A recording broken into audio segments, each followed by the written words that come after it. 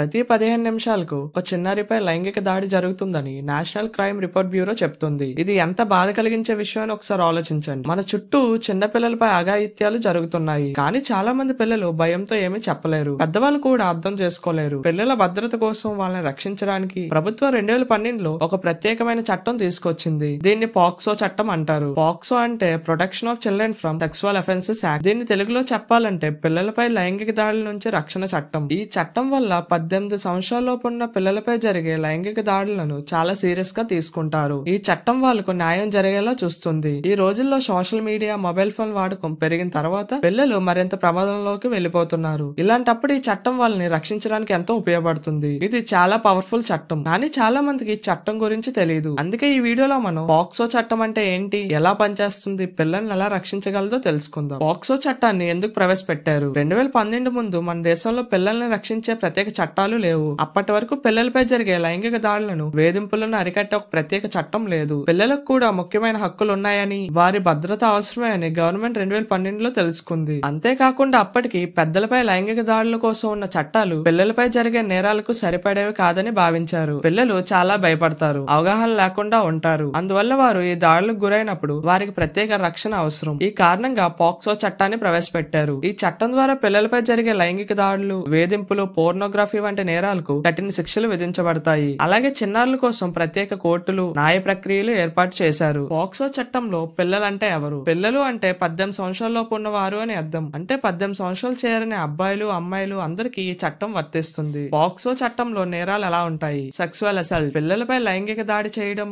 ఎవరైనా వారి శరీరాన్ని అనుచితంగా తాకడం లేదా వేధించడం. సెక్సువల్ హరాస్మెంట్, అసభ్యంగా మాట్లాడడం, అసభ్యంగా చూస్తూ పిల్లల్ని భయపెట్టడం. Aggravated sexual assault, police, teacher, doctor వంటి అధికార వ్యక్తులు పిల్లలపై దాడి చేయడం, పిల్లలను పోర్నోగ్రఫీ కోసం ఉపయోగించడం. అయితే పాక్సో చట్టంలో అలాంటి నేరాలు చేస్తే ఎలాంటి శిక్షలు విధిస్తారో ఇప్పుడు తెలుసుకుందాం. సెక్సువల్ హరాస్మెంట్ చేస్తే కనీసం 3 సంవత్సరాలు జైలు శిక్ష, ఎక్కువ అయితే 5 సంవత్సరాల వరకు ఉంటుంది. Aggravated sexual assault, teacher, police లాంటి వ్యక్తి చేస్తే కనీసం 5 సంవత్సరాలు జైలు శిక్ష, ఎక్కువ అయితే జీవితకాలం జైలు శిక్ష పడుతుంది. పిల్లలను పోర్నోగ్రఫీకి ఉపయోగించినట్లయితే 5 నుంచి 7 సంవత్సరాలు జైలు శిక్ష, ఇంకా జరిమానా కూడా ఉండొచ్చు. కేసును రిపోర్ట్ చేయకుండా ఉండడం, టీచర్లు, డాక్టర్లు, పెద్దవాళ్ళు చెప్పకుండా ఉంటే 6 నెలల వరకు జైలు శిక్ష లేదా జరిమానా ఉంటుంది. చిన్నారుల భద్రత కోసం ఈ శిక్షలు కఠినంగా ఉంటాయి. పాక్సో చట్టంలో కొత్తగా ఏముంటుంది? జెండర్ న్యూట్రల్ లా. ఈ చట్టం అబ్బాయిలను, అమ్మాయిలను ఇద్దరిని రక్షిస్తుంది. ఇది ప్రత్యేకంగా ఒక జెండర్ ని కాకుండా అందరి పిల్లలకు సమానంగా రక్షణ ఇస్తుంది. చైల్డ్ ఫ్రెండ్లీ ప్రొసీడ్యూర్స్, కోర్టులో చిన్నారులు సులభంగా మాట్లాడగలిగేలా పిల్లలతో సెల్ఫ్ ప్రాసెస్ ఉంటుంది. అంటే వారు స్వయంగా కోర్టులో నిలబడే అవసరం ఉండదు. Mandatory reporting section 19. ఈ చట్టం ప్రకారం ఎవరికైనా పిల్లలపై లైంగిక దాడి జరిగిందని తెలిసినప్పుడు వారు తక్షణమే పోలీసులకి తెలియజేయాలి. అలా చేయకపోతే వారిపై కూడా శిక్ష ఉంటుంది. చిన్నపిల్లలపై జరిగిన లైంగిక దాడుల గురించి ఇప్పుడు తెలుసుకుందాం. ఢిల్లీ స్కూల్ సంఘటన.